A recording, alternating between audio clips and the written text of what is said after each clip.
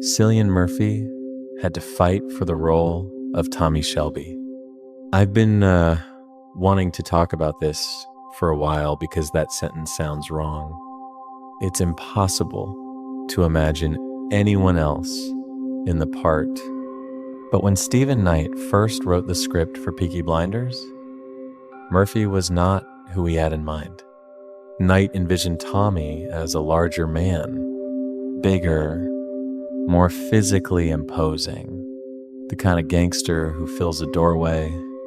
Murphy is 5'7" and weighs about 150 pounds soaking wet.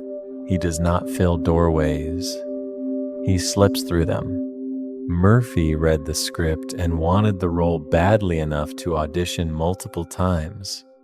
He originally read for the part of Tommy, but was offered the role of Arthur instead, the older, louder, more volatile brother.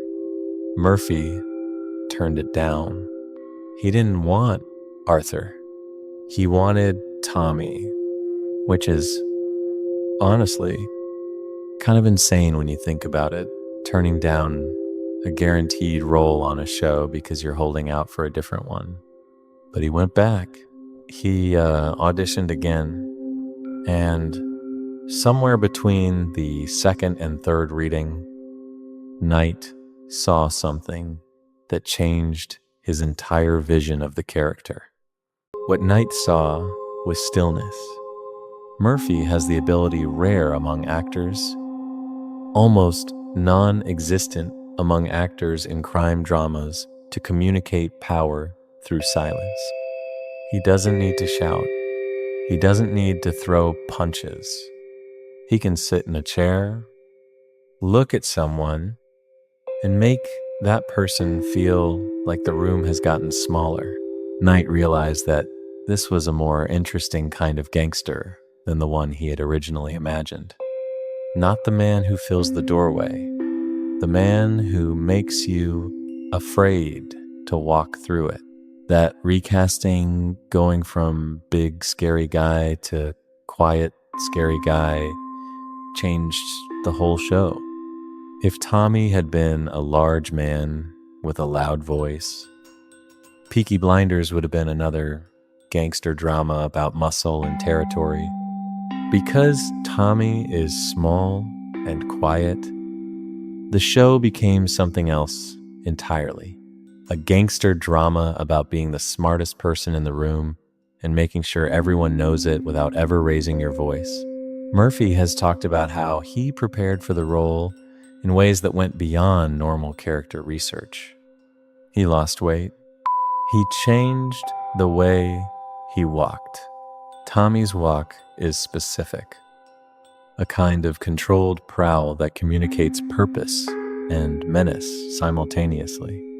He smoked herbal cigarettes on camera, roughly 1,000 of them per season, by some estimates, which is just an absurd number of fake cigarettes for any human being to consume. He adopted Tommy's Birmingham accent so thoroughly that his own children once asked him why he sounded different at home. The accent, by the way, was a significant challenge. Murphy is Irish. The Birmingham accent is one of the most difficult and least prestigious accents in England. It's often mocked, rarely heard on prestige television, and even harder for a non-English speaker to master. Murphy worked with dialect coaches for months before filming began. By the time cameras rolled, the accent was flawless.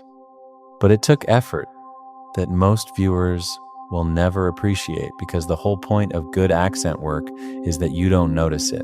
There's a specific physical choice Murphy makes as Tommy that I want to highlight because I think it's one of the most underrated pieces of acting in modern television. Tommy Shelby rarely blinks. Watch any scene where Tommy is negotiating, threatening, or being threatened. His eyes stay open, steady, unblinking. It creates an effect that is difficult to describe but impossible to miss. You feel like you're being watched by something that is not entirely human. A predator assessing prey. Murphy has confirmed that the non-blinking is a conscious choice. He practices holding his eyes open for extended periods. It's uncomfortable, it's unnatural, and it works because human beings are biologically programmed to feel uneasy when someone doesn't blink. We blink every 3 to 4 seconds. Tommy doesn't. And that absence, that tiny physical absence, creates a presence that fills the screen.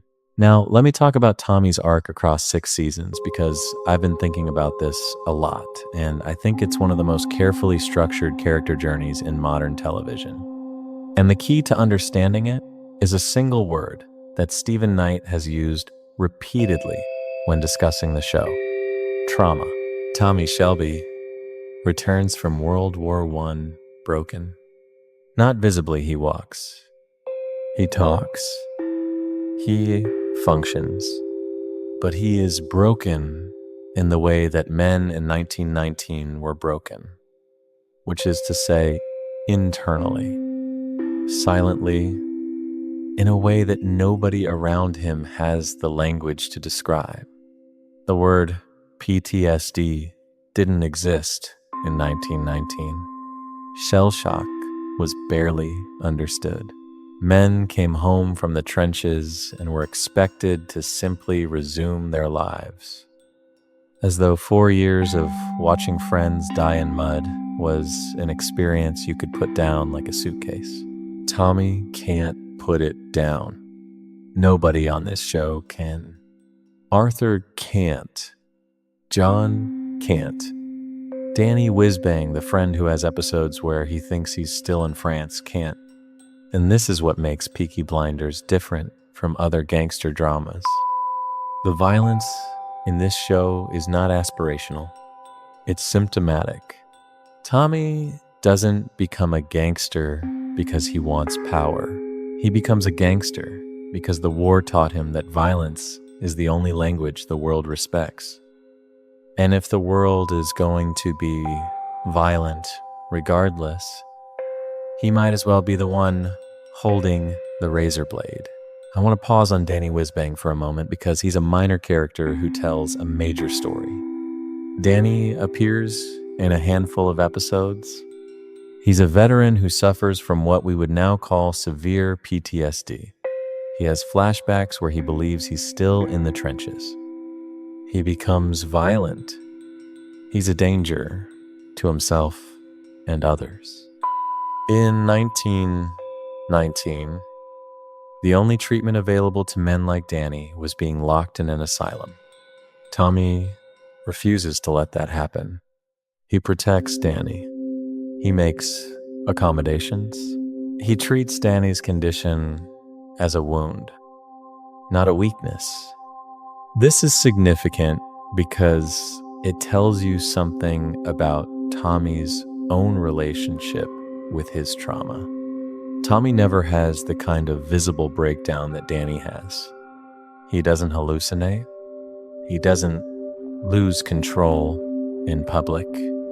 But his symptoms are everywhere: the insomnia, the drinking, the emotional flatness, the inability to trust, the compulsive need for control. Tommy has the same wound as Danny. He just hides it better. And the show understands that hidden trauma is not healed trauma. It's just trauma that's learned to wear a suit and show up for work. The tunnels. Before the war, Tommy worked as a clay cutter in the tunnels beneath Birmingham. During the war, he was a tunneler, a soldier who dug tunnels under enemy lines and packed them with explosives. This is not a coincidence in the writing. Knight deliberately connects Tommy's pre-war life to his wartime experience. The tunnels are both literal and metaphorical. Tommy is always underground, always digging, always moving through darkness towards something that might explode. The imagery runs through the entire series. When Tommy is planning, he looks like a man digging a tunnel. When he's executing a plan, the tension feels like walking through a mine shaft with lit dynamite at the other end. The show never shows you the war directly. There are brief flashback fragments, explosions, mud, bodies. But Night deliberately avoids extended combat sequences. The war exists in the show the way it exists in the characters' minds, as an absence, a black hole that everything orbits, but that nobody can look at directly. The characters talk around it, they reference it obliquely. They drink because of it, and fight because of it, and can't sleep because of it. But they never describe it, because men who have experienced that kind of trauma don't describe it. They live inside it. And Night, whose grandfather fought in World War I and reportedly never spoke about it, understood this instinctively. The opium. Tommy uses opium throughout the series. It's his self-medication, the substance that quiets the noise in his head long enough for him to function. Night doesn't moralize about it. He doesn't present Tommy's drug use as a character flaw that needs correcting.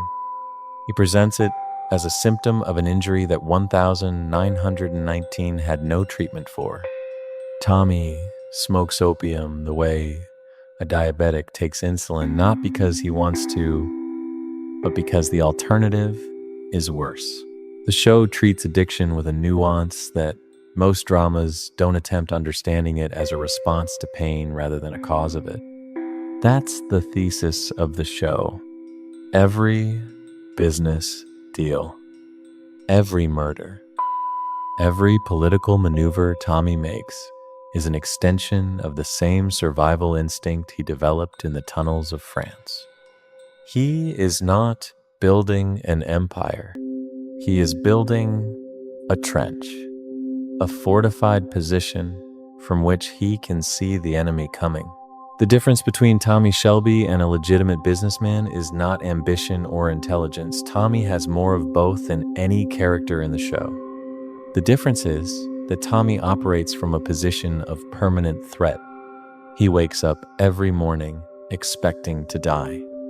And that expectation, that bone-deep certainty that the world is coming for him, makes him both the most effective criminal in Birmingham and the most miserable human being in Birmingham, often in the same scene. Season 1 establishes Tommy as a local bookmaker who is smarter than everyone around him.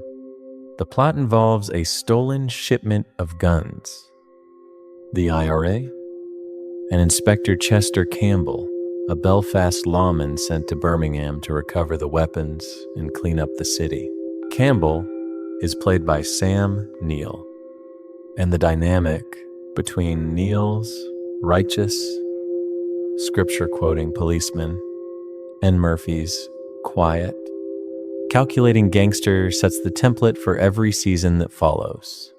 Tommy versus an antagonist who represents a different kind of power, a different kind of authority, a different version of the world that Tommy is simultaneously resisting and absorbing.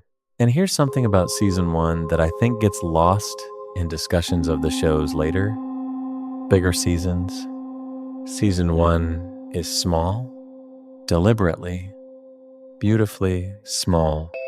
The world is Birmingham. The stakes are local.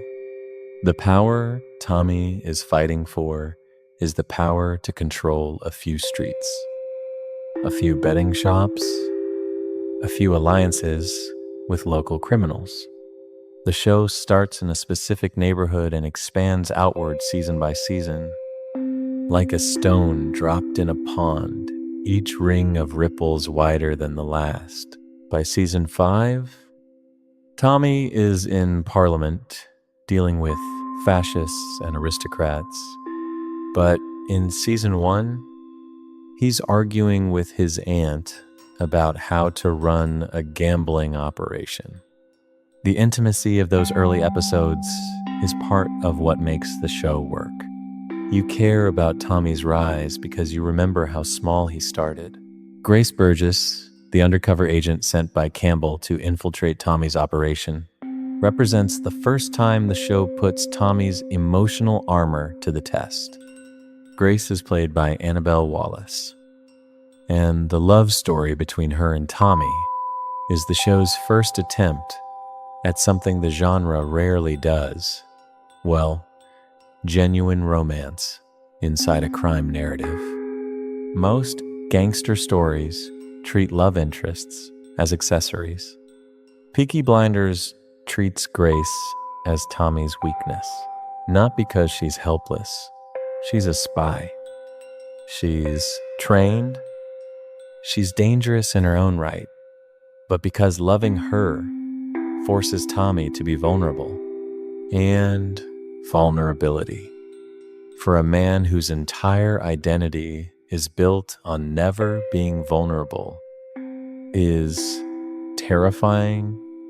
Grace's death in season 3, shot at a charity gala by an assassin targeting Tommy, is a turning point that I think the show never fully recovers from creatively. And I say this as someone who deeply admires the show. Grace's death removes the last emotional anchor Tommy has. After Grace, Tommy stops trying to be happy. He stops even pretending. He marries Lizzie. He has children. He goes through the motions of domestic life. But the light that Grace brought, the possibility that Tommy could be something other than a gangster, dies with her, and the show becomes darker, heavier, more relentless from that point forward. Whether that's a strength or a limitation depends on what you want from the series. Some viewers prefer the later, bleaker seasons. Others miss the balance that Grace provided. Season 2 brings Tom Hardy's Alfie Solomons, a Jewish gangster from Camden Town who is equal parts terrifying and hilarious.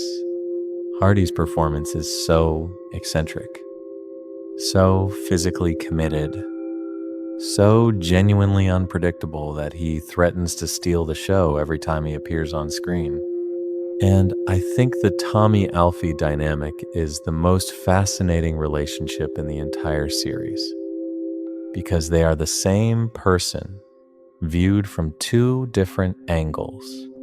Both are traumatized. Both are violent. Both use intelligence as a weapon.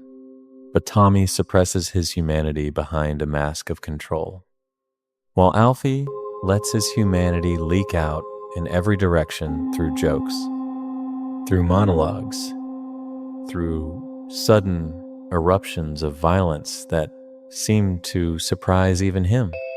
Tommy is ice. Alfie is fire. And when they share a scene, the temperature in the room becomes genuinely dangerous. Hardy reportedly improvised extensively in the role.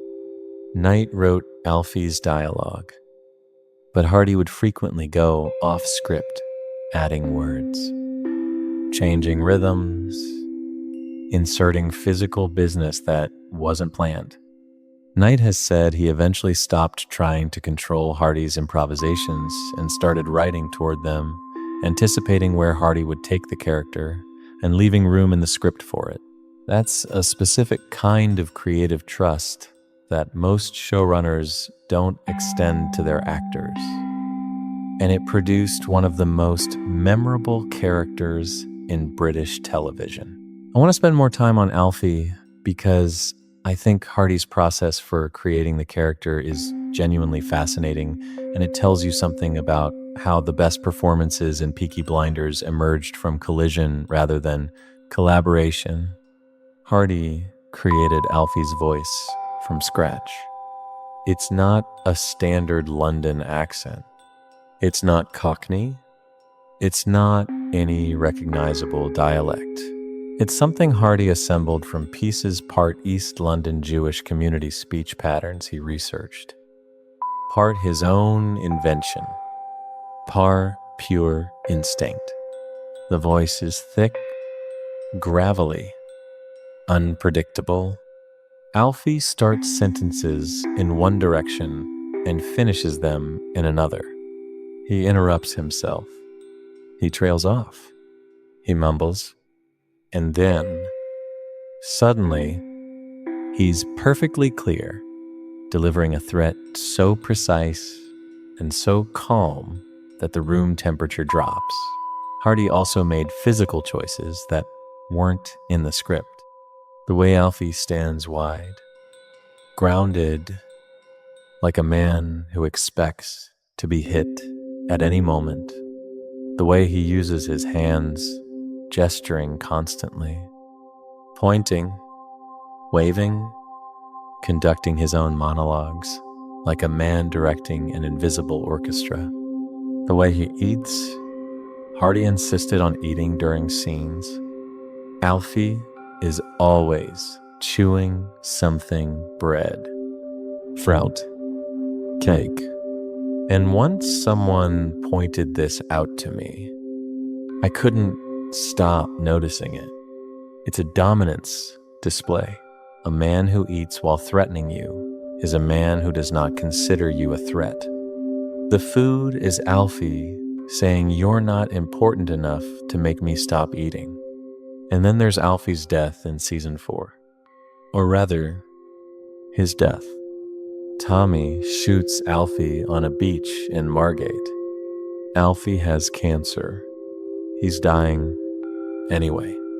He asks Tommy to kill him, a mercy killing disguised as a business transaction. The scene is devastating because it's the only moment in the show where Tommy and Alfie are completely honest with each other. No games, no manipulation. Just two men who respect each other standing on a beach. And one of them asking the other to pull the trigger. And then season 5 brings him back. Alfie survived the gunshot. He's scarred. He's diminished. But he's alive. And fans went absolutely insane. Alfie's return was the most celebrated moment of season 5. Not because it was surprising Hardy's involvement had been rumored, but because the audience genuinely missed him. They missed the energy. They missed the chaos. They missed the monologues about bread and God and the fundamental unfairness of the universe delivered in a voice that sounds like gravel being dragged through honey. Murphy and Hardy's off-screen friendship has become part of Peaky Blinders lore. They genuinely enjoy working together. The scenes between Tommy and Alfie have an electricity that comes from two actors who trust each other completely, who know that whatever one of them does, the other will match it. When Hardy goes big, Murphy goes still. When Murphy goes cold, Hardy goes hot. They are perfectly complementary opposites. And the balance between them produces scenes that feel less like scripted television and more like jazz. Two musicians improvising around each other. Finding the rhythm in real time, season 3 introduces Paddy Considine as Father John Hughes, a corrupt priest involved in fascist politics. And season 4 brings Adrian Brody as Luca Changretta, an Italian-American gangster seeking revenge for Tommy's killing of his family member. Each villain represents something Tommy must overcome, not physically, but psychologically.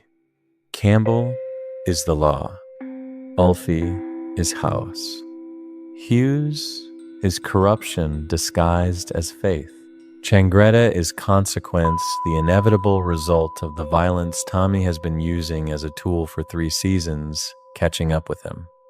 Season 5 escalates into politics. Tommy is now a member of parliament. He is wealthy, powerful, connected. He has everything he ever wanted, and he is more miserable than he has ever been. The show does something very brave here. It shows you that getting what you want doesn't fix anything. Tommy wanted security. He got it. The security didn't make the nightmares stop. He wanted power. He got it. The power didn't make the memories of France go away. He wanted to build something legitimate. He built it. And the legitimacy feels like another costume, another mask, another layer of armor over a wound that refuses to heal. Oswald Mosley, played by Sam Claflin, is the season 5 villain, and he's the most interesting antagonist in the series for a specific reason. Mosley is based on the real Sir Oswald Mosley, who founded the British Union of Fascists in 1932. Claflin plays him with a combination of charm and menace that makes fascism feel seductive rather than cartoonish, which is, historically, exactly how it worked. Fascism didn't succeed because its leaders were obviously evil. It succeeded because they were charismatic, because they told people what they wanted to hear, because they took real grievances, unemployment, poverty, the sense that the world was leaving working people behind and weaponized them. Tommy recognizes Mosley as dangerous, precisely because Tommy uses the same techniques. They both manipulate, they both perform. They both understand that power is not about force, it's about narrative. You control the story. You control the people. The difference between Tommy and Mosley is not method, but goal. Tommy wants to protect his family. Mosley wants to reshape the country.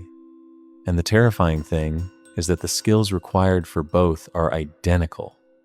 The season 5 finale, Tommy, standing in a field with a gun pressed against his own temple, is the show's most devastating image.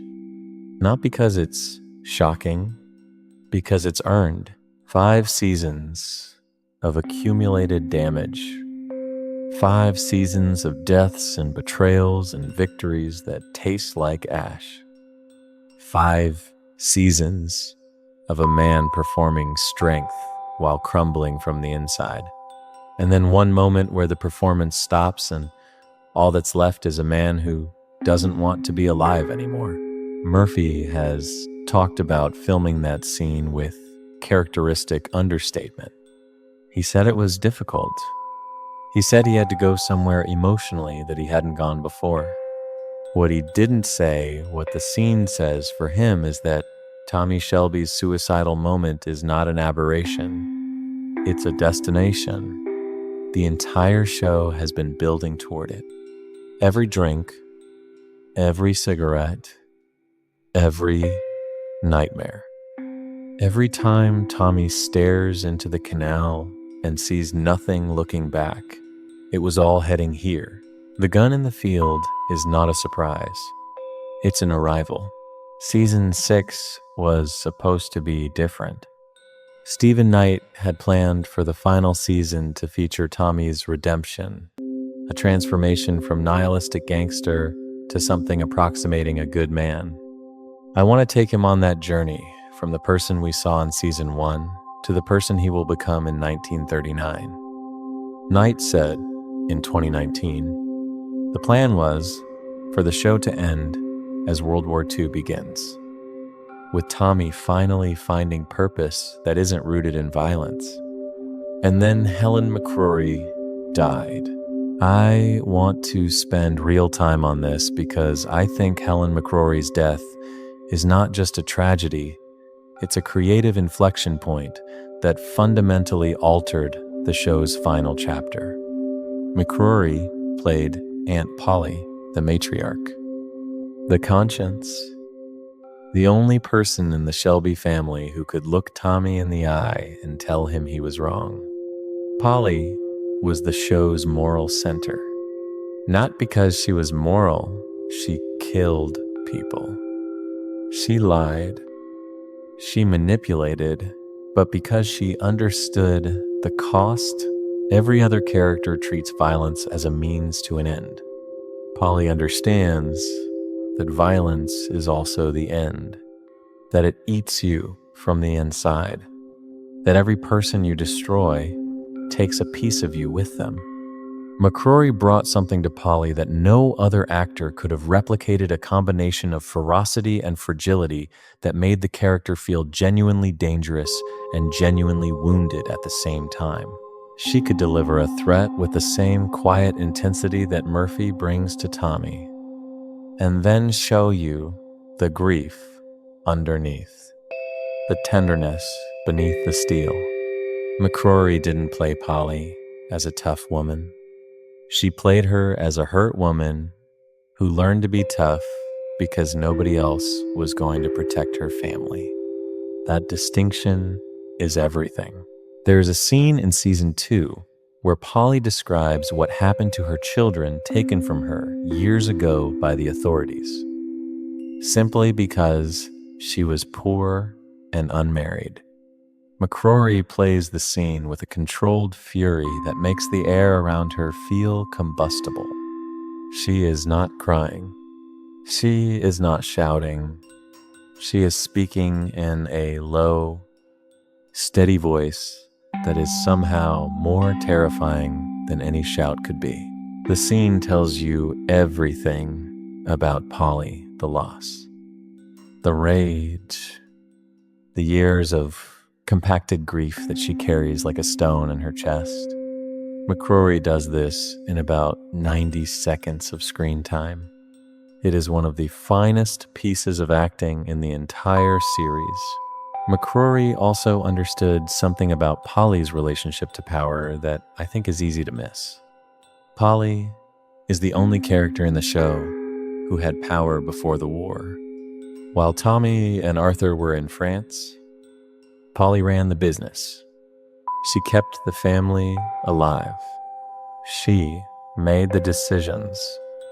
And when the boys came back and took over, when Tommy assumed control and Polly was relegated to advisor, there was a loss there that the show never fully articulates, but that McCrory communicated in every scene. The slight tightening of the jaw when Tommy makes a decision without consulting her. The way she looks at Arthur with a mix of pity and frustration. The way she performs deference to Tommy while radiating the knowledge that she was doing this job before he was old enough to shave. McCrory played the politics of gender in a patriarchal family with a subtlety that most shows wouldn't even attempt. McCrory died of cancer on April 16. Leon Tien Ling Archer E. At the age of 52, her husband, Damian Lewis, announced her death with words that could have been written about Polly herself. She died as she lived, fearlessly. Her death forced Knight to rewrite season 6 from the ground up. Polly was supposed to be central to the final season. With McCrory gone, Knight had to reimagine the entire story. The first episode of season 6 is dedicated to McCrory's memory. The closing credits end with silence, no music, no Nick Cave, no dramatic score, just silence. For a show that uses music the way other shows use dialogue, the silence is the loudest statement it has ever made. Polly's death is written into the show as an off-screen event. She is killed by the IRA between seasons. Tommy spirals. Arthur breaks. The family fractures. And the audience watches a show mourn one of its own, not just the character, but the actor. Not just the story, but the person who made the story possible. Cillian Murphy said at the time, Helen was a beautiful, caring, funny, compassionate human being. She was also a consummate actress, and she really loved being Polly. She was the beating heart of the show. Knight described the loss as a tragedy and said, after she'd gone, we knew she wanted this thing to continue, and we hope we have continued in a respectful and appropriate way. The season 6 premiere reviewer for The Independent wrote that McCrory's absence leaves a chasm. They were right. You can write around an absence. You can't fill it. Let me go back to Murphy for a moment, because I think there are aspects of his physical transformation for the role that don't get enough attention. Murphy lost significant weight for every season. Tommy Shelby is gaunt. His cheekbones are prominent. His eyes look slightly sunken. This is not makeup. This is an actor who deliberately became thinner than his natural body to create a specific visual effect. Murphy has talked about the diet restrictions he maintained during filming, eating less, monitoring his weight, staying at a level of thinness that made him look hungry. Not starving, hungry. There's a difference. Starving is desperation. Hungry is intention. Tommy looks like a man who is always slightly unsatisfied, always wanting something that he can't quite reach. That physical hunger mirrors the psychological hunger. The body tells the story that the dialogue doesn't. The eyes, Murphy's eyes, are the most famous element of his performance. And there's a reason for that. They are an unusually pale shade of blue, almost translucent in certain lighting conditions. The show's cinematographers have talked about how they light Murphy's face specifically to enhance this effect using cool, side-lit angles that make his eyes glow against the dark backgrounds of the Birmingham sets. The result is a face that seems to be generating its own light source. Tommy's eyes don't reflect the world around him. They project something outward, something cold, something calculating. When Tommy looks at you, you feel assessed, not seen, assessed, like a piece on a chessboard being evaluated for its usefulness. The show's visual style deserves its own discussion because it's one of the most distinctive aesthetics in modern television. Peaky Blinders looks like nothing else on TV. The color palette is desaturated blues, grays, blacks, with occasional bursts of warm light in the pub scenes and the domestic moments. The camera work is deliberate and controlled, with slow tracking shots that follow Tommy through rooms and corridors. The editing uses slow motion frequently, particularly during moments of violence or emotional intensity, which gives the show a rhythm that feels more like a music video than a traditional drama. Director Colm McCarthy, who directed the first 2 episodes and established the show's visual language, has talked about the influences behind the look. He cited Westerns, particularly Sergio Leone's spaghetti Westerns, as a primary visual reference. Tommy Shelby walks down the streets of Birmingham the way Clint Eastwood walks down the streets of a frontier town.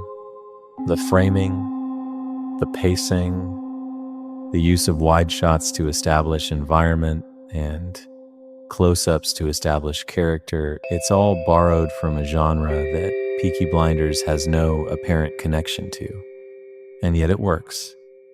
Because the essence of a Western is the same as the essence of Peaky Blinders, a man with a code operating in a lawless world, using violence to impose order on chaos. The opening credits sequence Tommy walking through the streets of Small Heath, the industrial skyline of Birmingham looming behind him. Nick Cave's Red Right Hand building on the soundtrack is one of the most effective title sequences on television. It establishes three things in 60 seconds. The setting, industrial, working class. Dart. The caraca, alone, purposeful, dangerous. And the tone, atmospheric, musical, slightly mythological. The opening credits are a promise. They tell you what kind of show you're about to watch. And the show keeps that promise every single episode.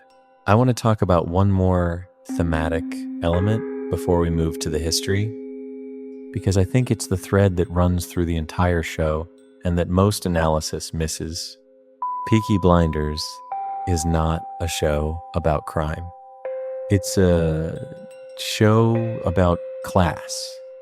Every conflict in the series is, at its root, a class conflict. Tommy versus Campbell, working class criminal versus establishment authority. Tommy versus the Italians and the Jews. Different ethnic communities competing for the same economic space at the bottom of the social hierarchy. Tommy versus Father Hughes and the aristocrats, the working class encountering the ruling class and discovering that the rulers are more corrupt than anyone on the streets. Tommy versus Mosley, a working class man confronting an aristocrat who weaponizes working class anger for his own political gain. Knight has been explicit about this. He grew up in working class Birmingham. He watched the decline of British manufacturing. He saw communities destroyed by economic policies made by people who had never visited those communities. And he put all of that into Peaky Blinders, not as a political lecture, but as a story about a family that refuses to accept the place that society has assigned them. The Shelbys are criminals. They are also the only people in the show who look at the class system and say no. Not through protest, not through politics, through force. They take what the system won't give them. And the show asks you to understand, not to approve, but to understand why someone in their position might make that choice. The gin, Tommy drinks gin, not whiskey, which would be the expected choice for an Irish Romani gangster in 1920s Birmingham. Gin. This is a deliberate character choice by Knight. In 1920 England, gin was associated with the upper classes. It was a drink of refinement, of social aspiration. Tommy drinks gin because he's performing class. He's adopting the habits of the people he's fighting against. Every time Tommy orders a gin, he's saying, without saying, that he belongs in rooms where people like him are not supposed to be. The drink is a costume, like the suit, like the accent he modifies when speaking to different social classes, like everything about Tommy Shelby. The gin is simultaneously authentic and performed, real and theatrical, true and false at the same time. Now, let me talk about the real Peaky Blinders. The real Peaky Blinders were a street gang based in Birmingham, England, in the 1890s. Not the 1920s, the 1890s. The show moves the timeline forward by about 30 years, placing the gang in the aftermath of World War I, which gives Stephen Knight the thematic foundation he needs: the war, the trauma, the social upheaval. But historically, the actual Peaky Blinders were active a generation earlier. There's also a class dimension to the real Peaky Blinders that Knight captures beautifully. These were not mafia dons in tailored suits. These were working class boys from industrial slums, the children of factory workers, coal miners, and blacksmiths. They became criminals not because they were inherently violent, but because the legitimate economy of late Victorian Birmingham offered them nothing. The factories paid starvation wages. The schools were inadequate. The police were corrupt. And into that vacuum, that space between poverty and ambition gangs, emerged as alternative economies run by people the legitimate economy rejected. Knight comes from this world, not the criminal part. His family were not gangsters, but the working class Birmingham part. He grew up in the same neighborhoods, heard the same accents, understood the same codes. When he writes dialogue for Tommy Shelby, he's not imagining how a Birmingham gangster would talk. He's remembering how Birmingham sounds. The authenticity of the show doesn't come from research. It comes from memory. And memory, like folklore, is more honest than fact, even when it's less accurate. The real Peaky Blinders were eventually displaced by larger, more organized gangs, particularly the Birmingham Boys, led by Billy Kimber. Kimber appears in season 1 of the show, played by Charlie Creed Miles. In reality, the Birmingham Boys were far more powerful than the Peaky Blinders ever were. Knight reversed this dynamic for the show, making the Shelbys dominant and Kimber the rival. It's a dramatic choice that serves the narrative, even if it inverts history. History records what happened. Storytelling decides what matters. They were bookmakers and racketeers. Small-time criminals who controlled illegal gambling operations, ran protection rackets, and engaged in the kind of street-level violence that was common in working-class neighborhoods in industrial England. They were not the vast criminal empire that the show depicts. They were local. They were territorial.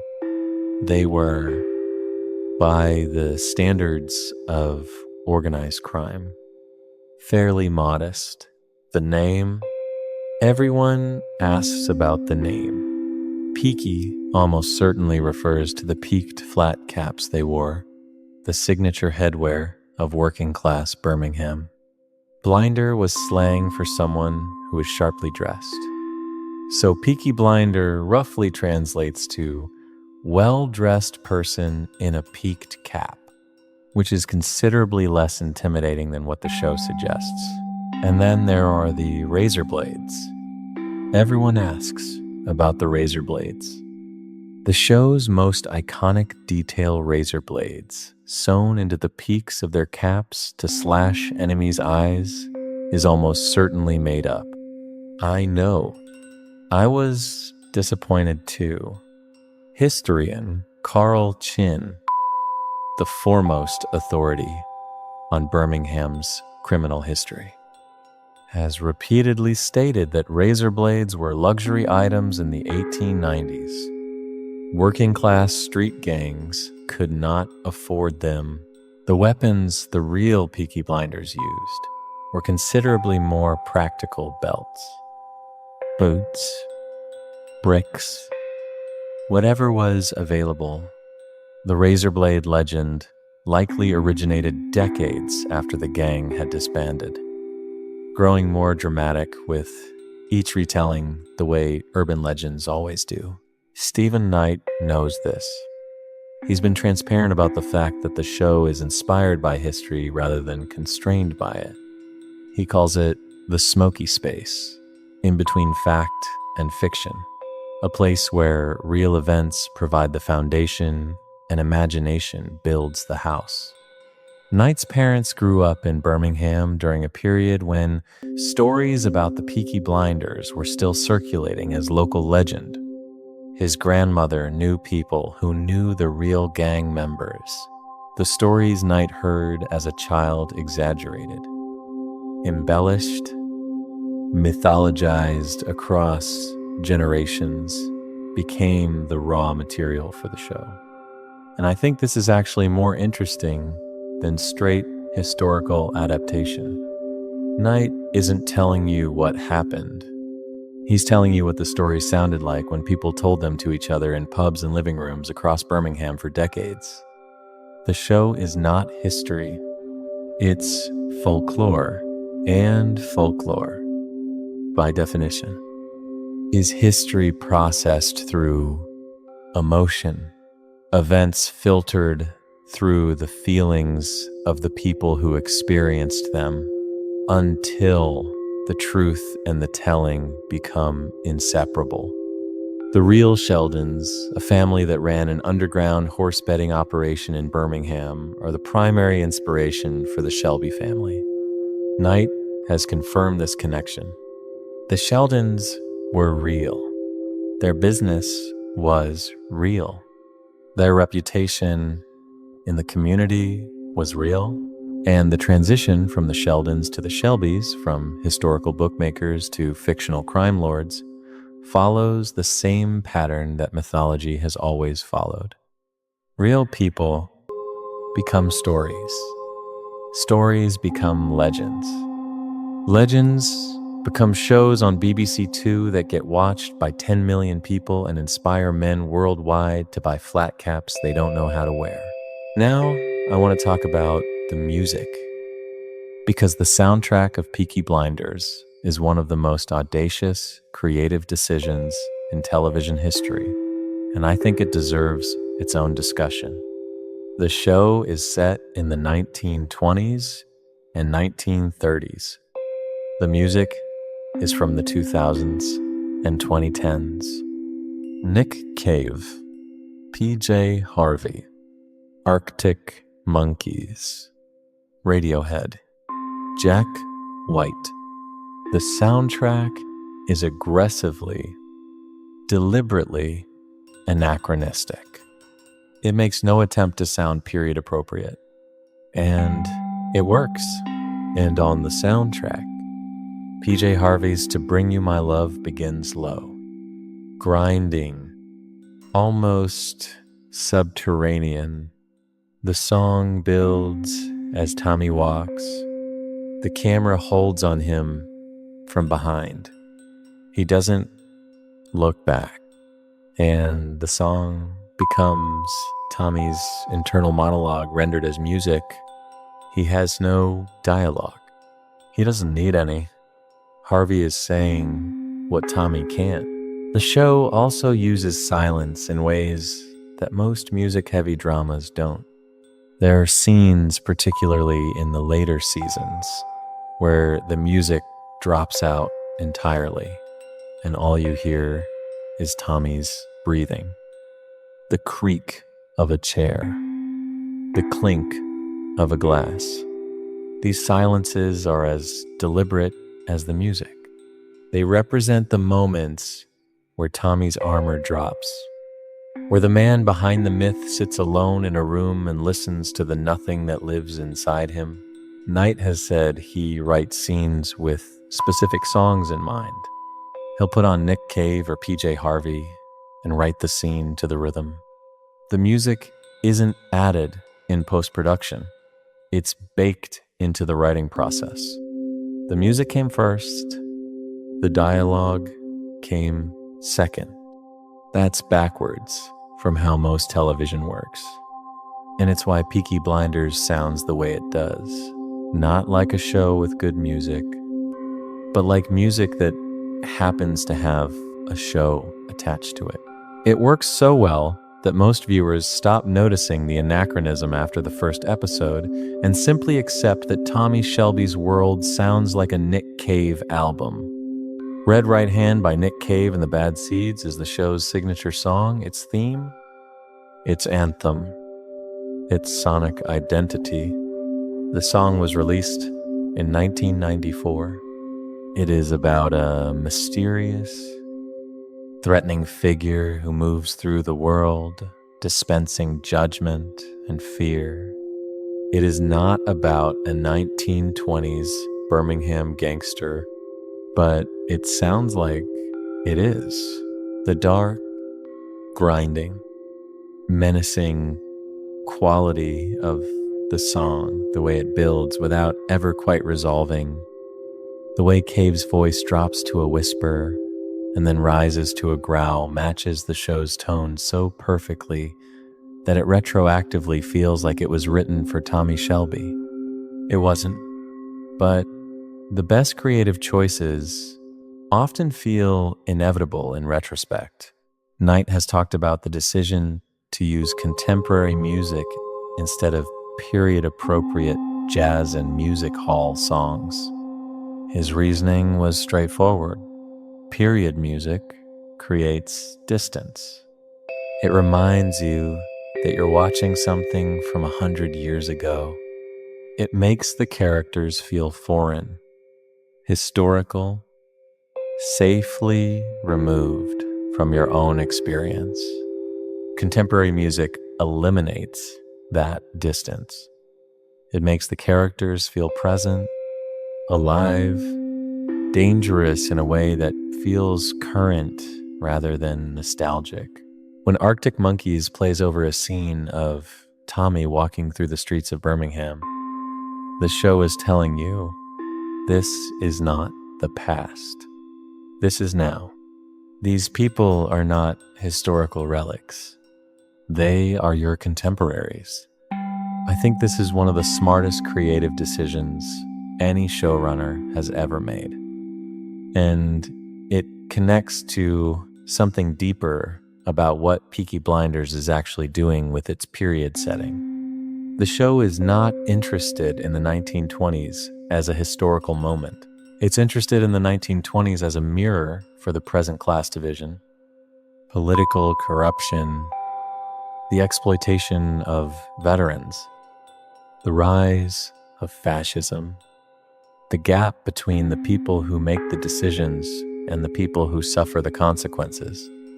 These are not 1920s problems. They are permanent problems. And by scoring them with contemporary music, Knight removes the cushion of historical distance and forces you to see the parallels. The music also serves a specific character function. Tommy's scenes are often scored with darker, heavier tracks. Nick Cave, P.J. Harvey, Anna Calvi. Arthur's scenes tend toward more chaotic, aggressive music. Grace, Tommy's first wife, is associated with Irish folk music, which connects her to Tommy's emotional interior in a way that the contemporary rock doesn't. The soundtrack is not random. It's curated character by character, scene by scene. To reinforce what the writing is doing, Knight builds playlists the way some writers build character sheets. The music tells you who the person is before they say a word.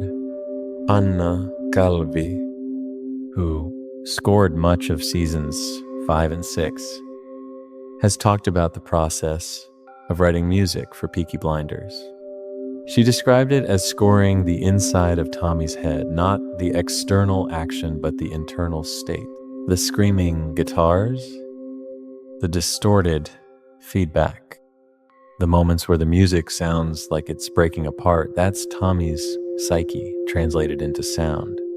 The music is not background, it's diagnosis.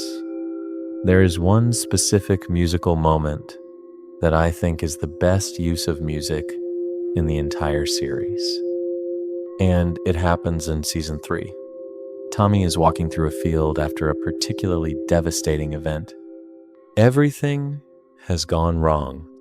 The plan has collapsed. People have died. Let me shift to the show's villains for a moment, because I think there's a structural pattern across the 6 seasons that I've never seen anyone lay out properly.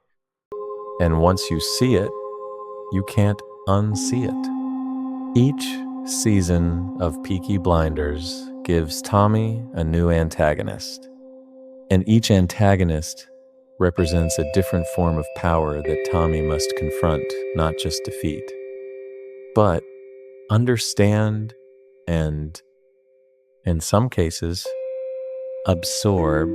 Season 1, Inspector Campbell, the Law. Authority imposed from outside. The state's power to surveil, arrest, and punish. Tommy defeats Campbell not by fighting the law, but by outmaneuvering it. Season 2, Alfie Solomons plus Sabini, criminal power from a different community. The Italian mob. The Jewish mob. Tommy's world expands beyond Birmingham for the first time. He learns that his local empire is a small piece of a much larger game. Season 3, Father Hughes plus the Russian aristocrats, institutional power, the church, the state, old money, power that has been embedded in the structure of society for centuries. Tommy discovers that the people at the top are more corrupt than the people at the bottom. They just hide it better. Season 4, Luca Changretta, Consequence. The violence Tommy has used as a tool comes back to find him. Changretta is not a new kind of power. He is the old kind, the gangster. The vendetta, blood for blood. He represents the fact that you cannot use violence without eventually having violence used against you. Season 5, Oswald Mosley, political ideology. Fascism. The rise of a belief system that weaponizes the same working class resentment that Tommy himself exploited. Mosley is dangerous not because he has guns. Tommy has guns. Mosley is dangerous because he has ideas. And ideas, as Tommy learns, are harder to kill than people. Season 6, Michael Gray plus the IRA family. Betrayal from within. The people closest to you turning against you. After 5 seasons of external threats, the final threat comes from inside the house. This escalation from local law enforcement to global fascism, from physical threats to ideological ones, mirrors Tommy's own evolution. As Tommy grows more powerful, his enemies grow more abstract. He starts by fighting a policeman and ends by fighting an ideology. The show's villain structure tracks Tommy's transformation from street criminal to political player. And each villain teaches him something he needs for the next fight. Campbell teaches him strategy. Alfie teaches him that you can't trust anyone. Hughes teaches him that institutions are more dangerous than individuals. Changretta teaches him that the past always comes back. Mosley teaches him that the most dangerous enemy is the one who believes he's right. And by season 6, Tommy has absorbed all of these lessons. He is a master strategist. He trusts no one. He understands institutions. He respects consequences. He recognizes ideological threats.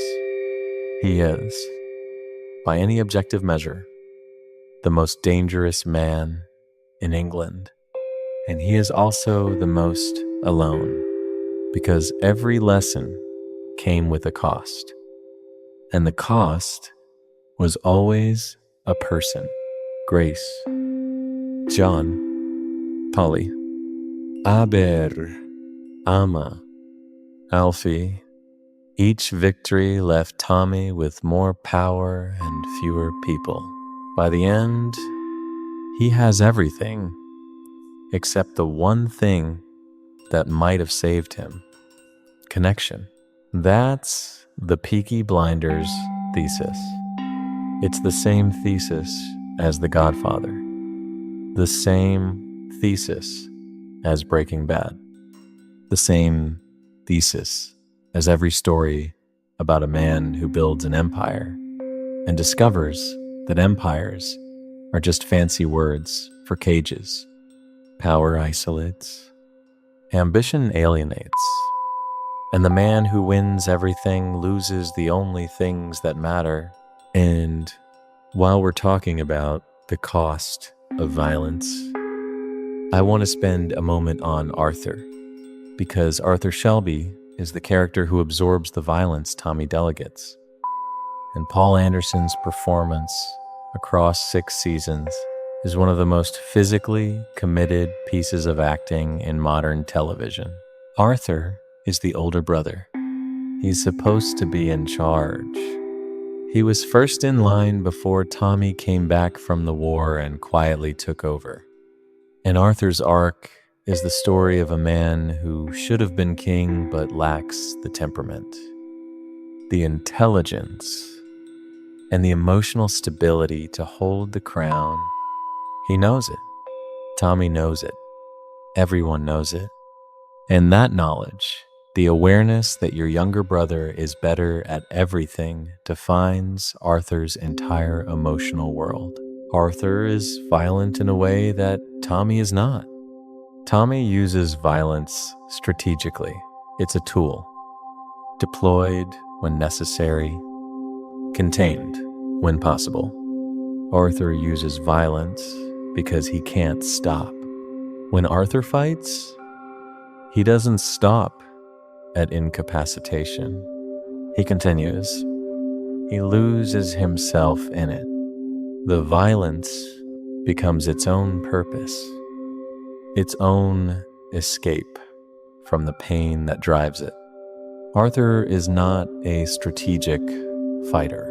He's a traumatized man who has found the one thing that makes the noise in his head go quiet, and that thing is making the other person go quiet first. Anderson played this with a physicality that was genuinely concerning to watch.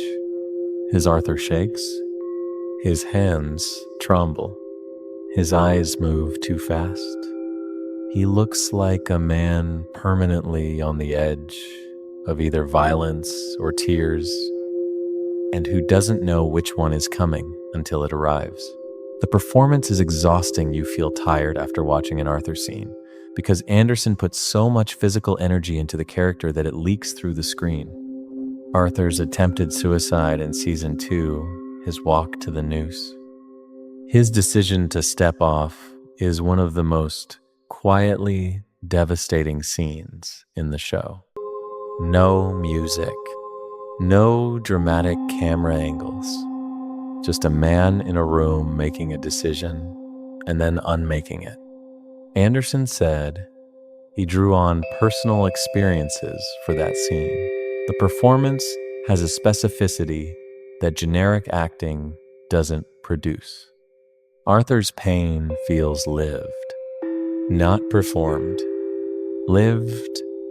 The relationship between Tommy and Arthur is the show's most important dynamic, more important than Tommy and Grace, more important than Tommy and Polly, more important than Tommy and any villain, because Arthur is the one person Tommy cannot control with intelligence.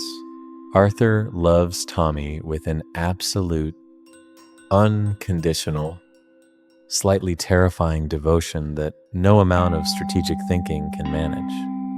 Arthur will do anything Tommy asks, and Tommy knows it. And the guilt of using that devotion, of sending his brother into violence over and over, knowing what it costs Arthur psychologically, is one of Tommy's heaviest burdens. He uses Arthur the way a general uses a weapon. And like all weapons, Arthur degrades with use. He breaks down.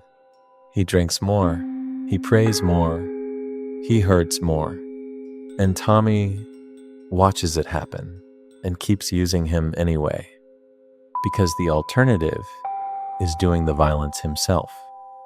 And Tommy has decided that his hands need to stay clean, even if it means Arthur's hands never will. That is the darkest thing in Peaky Blinders.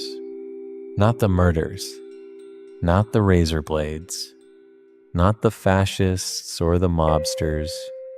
The darkest thing is a brother knowingly destroying another brother's soul because the Empire requires it. Let me wind down with some of the smaller details. The things that the production team built into the show that most viewers never consciously notice, but that create the texture and atmosphere that makes Peaky Blinders feel like a living world rather than a television set. The flat caps. The show popularized the flat cap to an extent that the fashion industry still hasn't fully recovered from. After Peaky Blinders premiered, flat cap sales increased by over 70% in the UK. Men who had never worn hats in their lives started appearing in newsboy caps. The show didn't just reflect 1920s fashion, it revived it.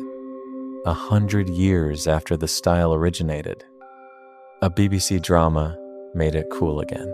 Stephen Knight has said he finds this both flattering and slightly ridiculous. These are caps that my grandparents wore because they were poor. He's noted. Now they cost £40, which is honestly one of the funniest things about the show's legacy. It accidentally turned poverty into fashion. The cigarettes. Murphy smoked approximately 3,000 herbal cigarettes over the course of the series. They were not real tobacco. They were nicotine-free herbal substitutes. But they were real in terms of volume and physical impact. Murphy has talked about the toll the smoking took on his lungs and throat, particularly during long shooting days where Tommy appears in every scene. The cigarette became as much a part of Tommy's character as the accent or the walk, the way he holds it, the way he inhales, the way he uses it as punctuation in conversation. Tommy doesn't smoke because he's nervous. He smokes because it gives him something to do with the silence. The cigarette fills the pauses that other characters fill with words. The Birmingham accent. Knight made a deliberate decision to keep the accents authentic rather than softening them for international audiences. This was risky. The Birmingham accent is one of the least prestigious in England, often ranked in surveys as the least attractive English accent. British television had historically avoided it.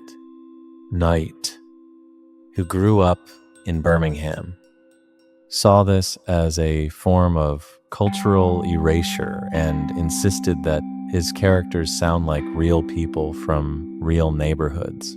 The success of the show, particularly internationally, where the accent was simply accepted as English rather than regionally specific, vindicated the decision. Murphy, an Irishman playing a brummie, became the most famous Birmingham accent in the world. Knight considers this one of the show's most important achievements. The set design. The Garrison pub, the Shelby family's headquarters, was built as a complete, functional set that could be filmed from any angle. Most television pubs are facades, a bar, a few tables, a backdrop. The Garrison was a room. It had walls, floors, ceilings, working light fixtures, real drinks behind the bar. The production team could place the camera anywhere and find something authentic to film. That kind of set construction is expensive and unusual for television. It's more common in film. Knight insisted on it because he wanted the actors to feel like they were in a real place, not standing on a set. And the difference is visible when Tommy walks into the Garrison. He walks into a room, not onto a stage. The door has weight. The bar has texture. The light comes from real sources. You can almost smell the beer and the smoke. The show's use of slow motion is deliberate and consistent. Slow motion in Peaky Blinders is not used for action. It's used for arrival. Tommy arriving at a location. Tommy walking through a crowd. Tommy entering a room. The slow motion doesn't make the action look cool. It makes the character look mythological.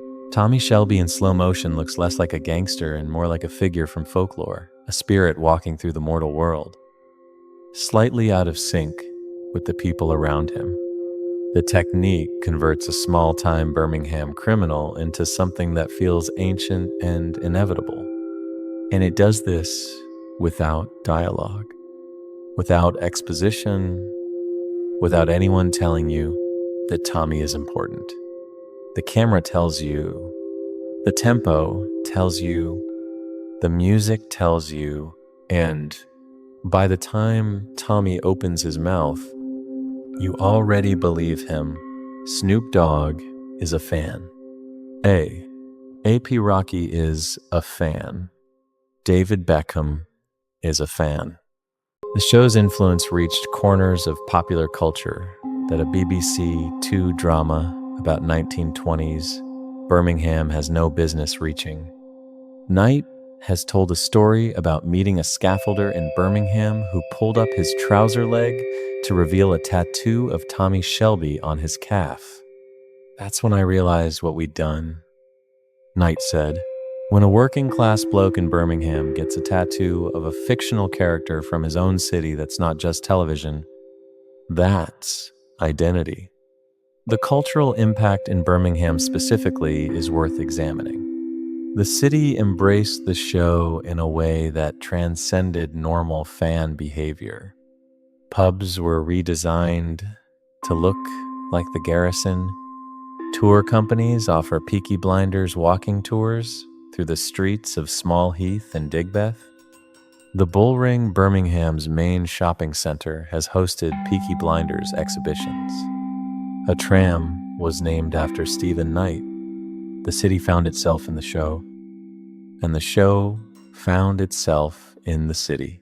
For a place that had spent decades being the punchline of British regional jokes, Birmingham, it's not that bad.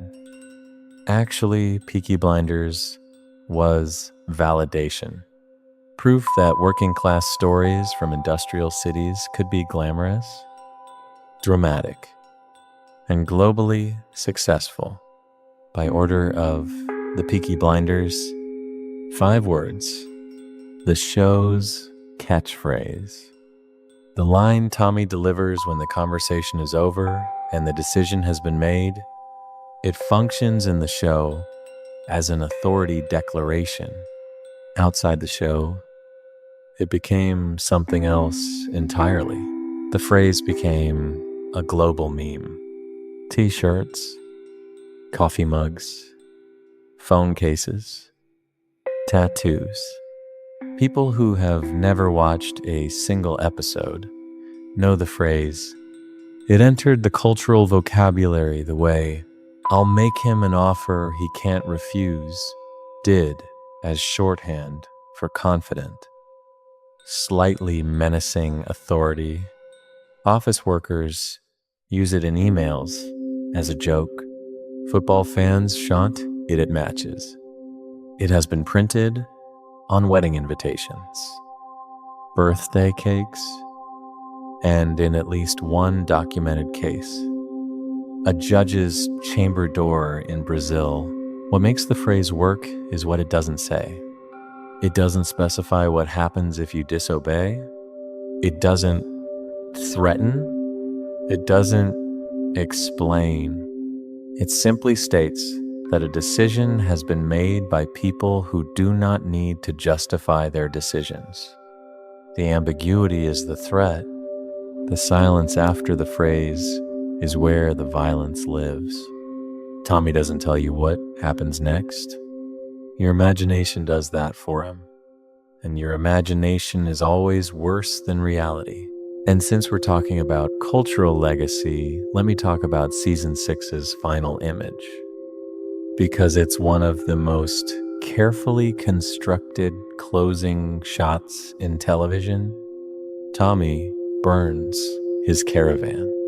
He burns his possessions. He lets the world believe he's dead. And then he rides away on a white horse. This matters. In season 1, Tommy's first appearance is on a black horse, riding through a small heath while residents flee indoors. 6 seasons later, the final image is the inverse, a solitary figure on a white horse, riding away from everything. Black horse to white horse. Arrival to departure. Death to rebirth. The show's visual bookend is a complete reversal of its opening image. Night confirmed this was intentional, the color of the horse, the direction of travel, the solitude. Tommy enters Birmingham as a predator and leaves it as what? A ghost? A freed man?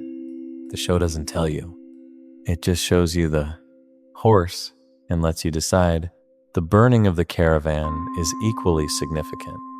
In Romani culture, the deceased's possessions are burned after death. Tommy is not dead, but he is performing his own funeral, staging a death for the version of himself that existed for 6 seasons. The Thomas Shelby who ran the Peaky Blinders, who sat in Parliament, who killed and schemed, that man is dead. Whoever rides away on the white horse is someone new, someone whose story the show does not need to tell, because the point is not who Tommy becomes. The point is that he becomes. That is the show's final gift to a character who spent 6 seasons trapped by his own success. It gives him the one thing he never had, an exit. Not death, not defeat, just a man on a horse, riding toward a horizon, with nothing behind him and everything ahead. The show also had a measurable impact on tourism. Birmingham saw significant increases in visitor numbers after the show premiered, with tourists coming specifically to visit, filming locations, and experience the world the show depicted. This is unusual for a show set in a period that no living person remembers. You can't visit the 1920s Birmingham of Peaky Blinders because it doesn't exist anymore. But people came anyway. They walked the streets. They drank in the pubs. They bought flat caps. They took photographs in front of industrial buildings that had been converted into apartment complexes and coffee shops. The Birmingham they visited was not the Birmingham of the show. but the feeling was close enough. There's a Romani dimension to the show that I think deserves more attention than it typically receives. The Shelby family is Romani Irish traveler heritage. To be specific, Tommy's mother was Romani. The family practices certain Romani customs, the burning of possessions after death, the significance of horses, the use of specific phrases and rituals.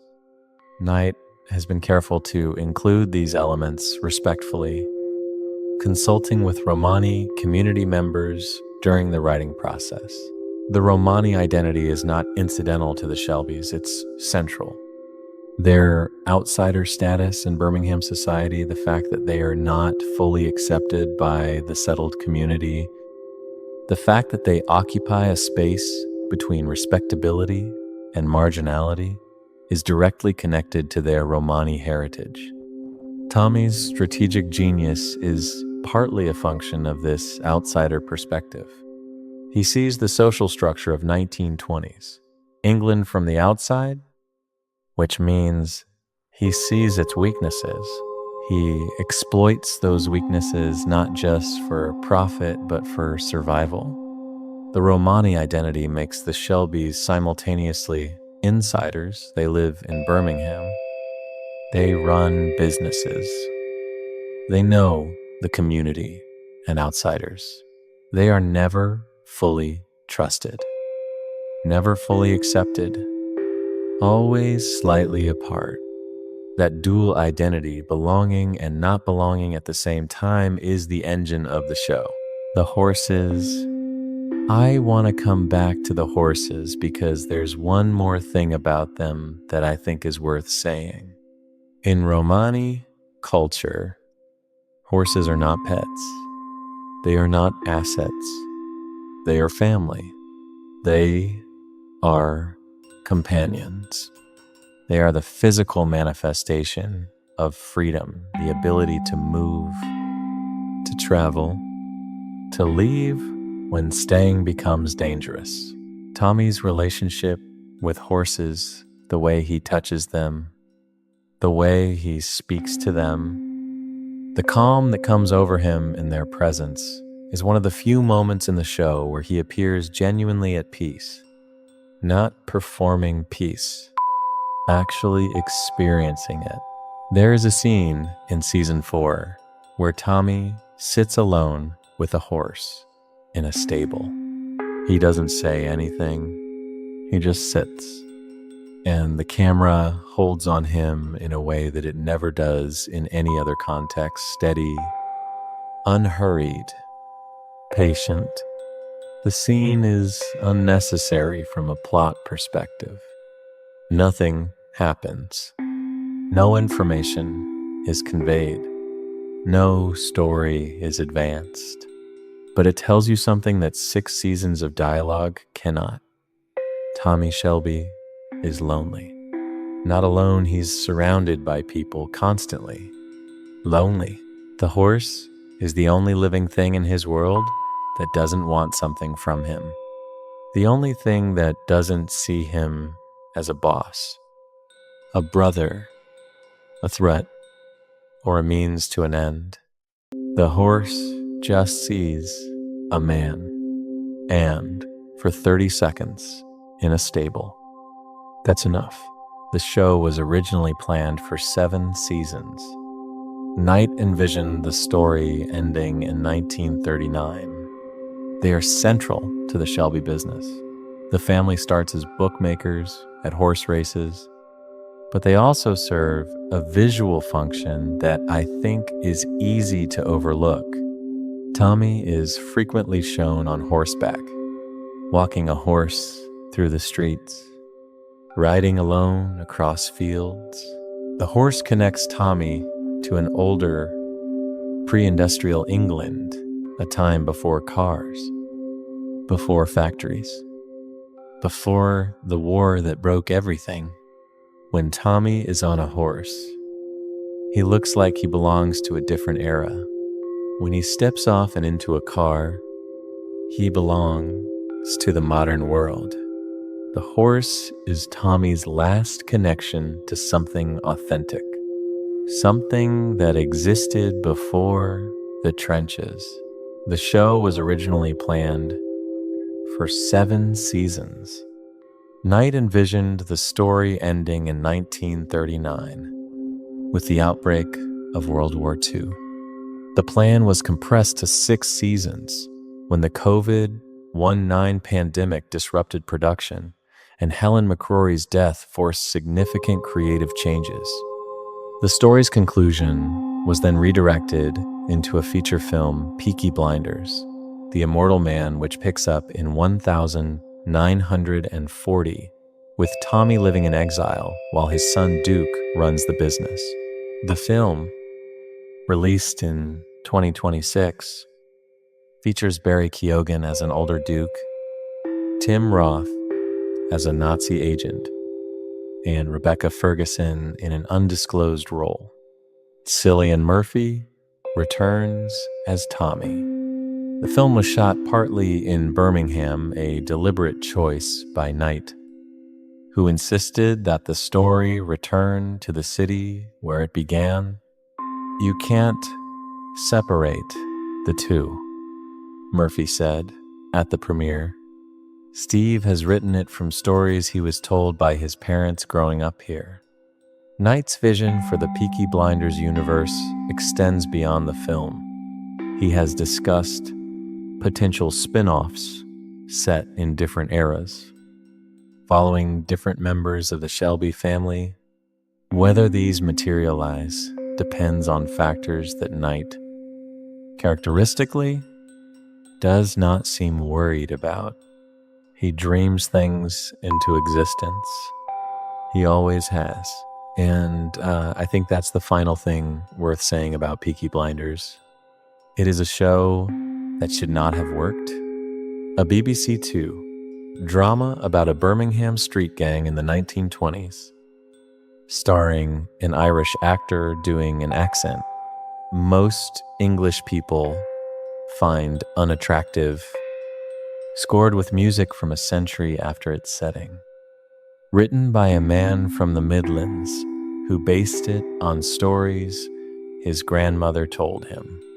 None of this sounds like a prescription for global success. None of this sounds like the kind of show that would inspire men worldwide to buy flat caps and practice their 1,000-yard stare in the bathroom mirror. But it worked because Knight understood something that most period drama creators don't, that the past is not a museum. It's a mirror. The problems of the 1920s are the problems of the 2020s. The trauma of war, the corruption of power, the exploitation of the working class, the rise of fascism, the gap between who you are and who you pretend to be. These are not historical themes. They are permanent themes. And by telling them through the story of one family, one broken, violent, fiercely loyal family, Knight made them personal. He made them specific. He made them the kind of story you want to hear at 2 a.m. when you can't sleep, which, come to think of it, is exactly what's happening right now. If you've made it this far, you are either a dedicated fan of the Shelby family or you fell asleep somewhere around the Tom Hardy segment, which is understandable because Hardy's energy, even described secondhand, has a way of either waking you up or exhausting you into unconsciousness. I get it. Either way, the story is here whenever you come back. The Peaky Blinders are waiting. They always are. In the smoke, in the shadows, in that space between the fact and the fiction where the best stories live. The space Stephen Knight calls the smoky space in between. The space where a small-time Birmingham gang became a global phenomenon. The space where a boy from the Midlands heard stories from his grandmother and turned them into something that makes strangers in Tokyo and Sao Paulo and Lagos buy flat caps and practice looking dangerous. The smoke clears, eventually. The story doesn't. There's always more lore to tell. I'll be here when you come back.